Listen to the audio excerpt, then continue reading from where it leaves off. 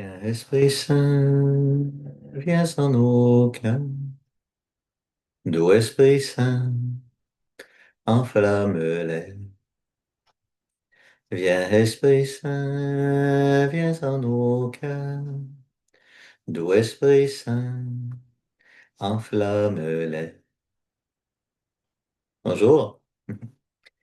Alors donc, dans le dernier enseignement, nous avons réfléchi sur le chapitre 3 de la Genèse et le récit du péché originel et on s'est arrêté à regarder le déploiement du péché en quatre étapes.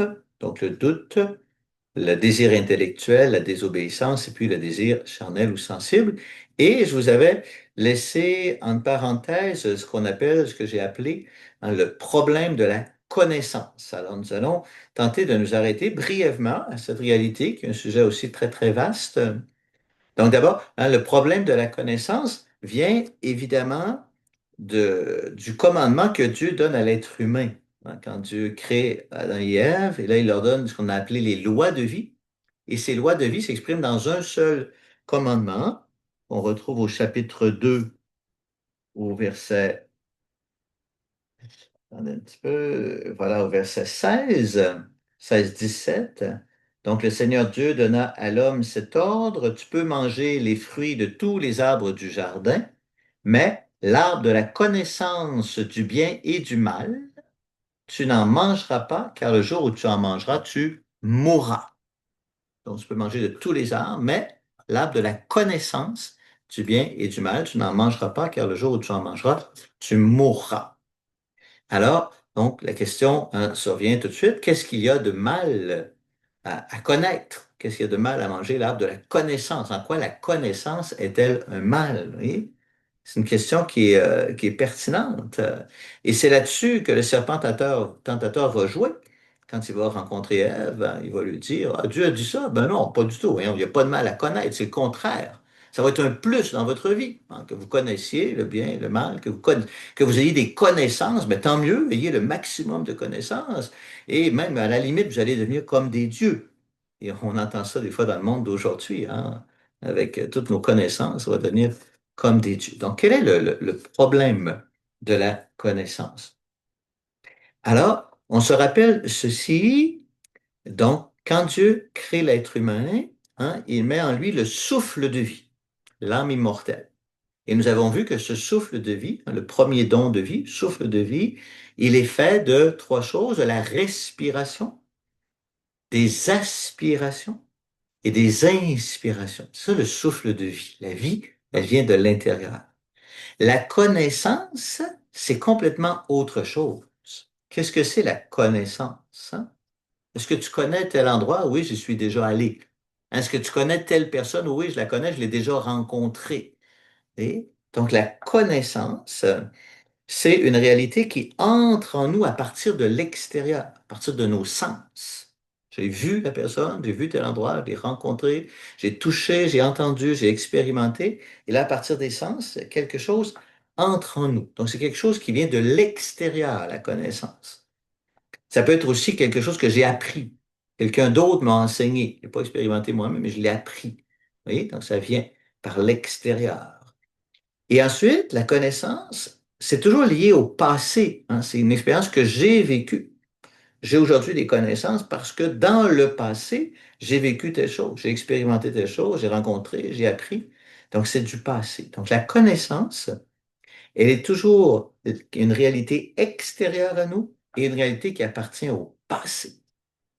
Alors que la vie de Dieu, la vie, le don de vie que je reçois, c'est une réalité qui vient de l'intérieur et qui s'expérimente dans le moment présent. La vie ne se vit qu'au présent, ne vit pas dans le passé. Elle vient de l'intérieur. Faites juste regarder dans votre vie et vous allez rapidement constater que ce qui me fait vivre, hein, ce qui donne du sens à ma vie, ce qui me donne le goût de vivre, ce ne sont jamais mes connaissances. C'est pas le fait que j'ai beaucoup de connaissances en géographie ou en histoire, ou j'ai connaissances et des compétences en mécanique ou en administration. C'est pas ça qui me fait vivre. Hein, mes connaissances me permettent d'exister dans le monde, d'exercer un rôle dans la société, etc. Mais c'est pas ça qui me fait vivre. Ce qui me fait vivre, c'est un élan intérieur, donc aspiration et inspiration. C'est ce qui vient de l'intérieur. C'est cela qui me fait vivre. Ensuite, donc, hein, on peut prendre conscience de ceci, les aspirations. Les aspirations, ça vient toujours de l'intérieur. Je ne peux pas donner des aspirations à quelqu'un d'autre. Je ne peux pas dire à quelqu'un, ben, aspire à ceci. Je peux pas, ou je peux pas non plus forcer quelqu'un à aspirer. Ben, aspire donc. Ça se fait pas. Donc, ça vient directement de Dieu. C'est Dieu qui a mis cela en moi, pas personne d'autre qui a mis ça en moi. Même chose pour des inspirations. L'inspiration, elle vient de l'intérieur. Je ne peux pas donner à quelqu'un une inspiration. Je ne peux pas mettre en quelqu'un une inspiration. Hein. Même si des fois, on va dire, certaines personnes nous inspirent. C'est vrai, des personnes nous inspirent, dans le sens que hein, leur témoignage nous donne l'élan nécessaire pour retrouver notre propre élan intérieur. Et ça nous inspire. Mais on prend pas c'est pas leur inspiration qu'on rentre dans nous. L'inspiration vient de Dieu. Oui. Et alors, c'est ça le problème de la connaissance. Le problème de la connaissance, c'est que parfois, souvent, on est tenté de mettre en priorité nos connaissances, ce qui vient de l'extérieur, ce qui nous permet de vivre en société, ce qui nous permet d'être bien vus en société, au détriment de la vie elle-même qui vient de l'intérieur. Donc, par exemple, des fois, j'ai des aspirations mais mes aspirations, je tasse mes aspirations parce que, pour toutes sortes de raisons, toutes sortes de raisonnements qui fait que mes aspirations, je les écoute pas trop parce que ça serait pas bien vu dans le monde, parce que ça convient pas, parce que, oui. Même chose pour mes inspirations. J'ai des inspirations. Ah oui, mais je mets ça un peu de côté parce que ça fit pas. Hein, ça, l'extérieur, mes connaissances ne me permettent pas d'écouter et d'accueillir l'inspiration. Et c'est ce combat-là. Et à l'autre extrémité, hein, nos modèles de vie, par exemple, pour nous, c'est qui? C'est les saints. Qu'est-ce qui caractérise la sainteté? Qu'est-ce que c'est un saint, une sainte? C'est une personne qui a mis en priorité la fidélité intérieure à ses aspirations et ses inspirations. Ce que Dieu a mis dans mon cœur, je le laisse jaillir. Et hein, la sainteté, c'est de réussir à vivre dans le monde, dans le contexte présent, en fidélité à mes aspirations, à mes inspirations. Bon, deux exemples qu'on connaît bien. Sainte Thérèse de l'Enfant Jésus. Thérèse de l'Enfant Jésus. Docteur de l'Église. Hein, elle entre au monastère à 14 ans ou 16 ans, je ne me souviens pas trop. Elle va mourir à 24 ans.